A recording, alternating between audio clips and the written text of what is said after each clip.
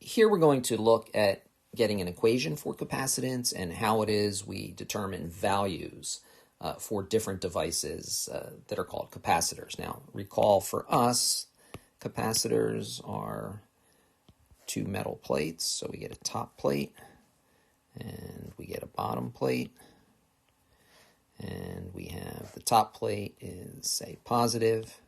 The bottom plate is negative. And what Michael Faraday showed in the 1830s, as it states here, what Michael Faraday showed was that there is a direct proportionality between the charge on the plates and the voltage across the plates.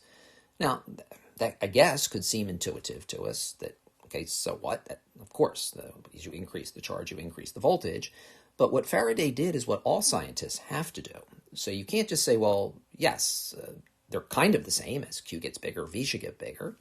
But we have to know exactly how it is that they change. So in other words, the fact that these are a direct proportionality, directly proportional, means that this is V to the first power. So the fact that this is V to the first power makes it a direct proportionality. So that number that goes up here with the V is not 1.1, it's not 1.2, it's not 1.5, it's not 2, it is 1. That's a direct proportionality. Once the proportionality is known, whether it's 1 or not, once the proportionality is known, then we can go from saying we have a proportionality, the alpha, that Q and V are proportional, to the equality, Q equals CV, and there you have it. That C is our capacitance value. It's a constant, proportionality constant, so it's very important that you know that Q can change, right?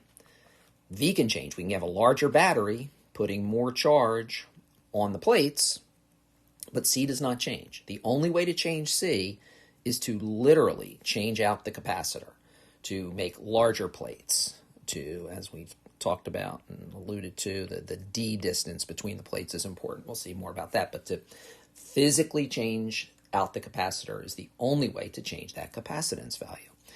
Now, the units, when we rearrange, you can see here we have our units. If we rearrange our equation, Q equals CV, and let me erase that number sign here, we will be using Q equals CV will be our basic way to reference what capacitance is, but in terms of your thinking about it conceptually, you definitely want to come down to this equation. So what is capacitance telling us? Capacitance is telling us Q divided by V, the number of coulombs per volt. And that right there, that's what you want to focus on. That's where we want to say, yep, that makes sense to me, that's what capacitance should be. Why? Well, this capacitance, coulomb per volt, is telling us how many volts really does it take to get 1 coulomb on the capacitor. So, for example, let's say we had a 1 farad capacitor. That means it would take 1 volt to get 1 coulomb of charge. Well, what if it took 2 volts to get 1 coulomb of charge, right? Well, if it took 2 volts to get 1 coulomb of charge, you have a weaker capacitor. And how does that play out? Well, if it took 2 volts to get 1 coulomb of charge, you have a 0.5 farad capacitor. You have a smaller capacitance. So the capacitance value is always thought of as coulombs per volt. So this would be 0.5 coulombs per volt, or 0.5 farads.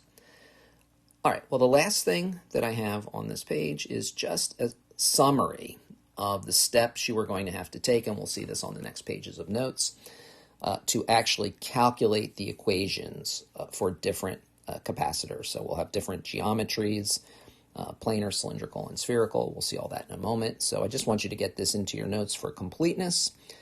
We will assume for all of our derivations that these capacitors are fully charged and we know the geometry, the size, and the shape.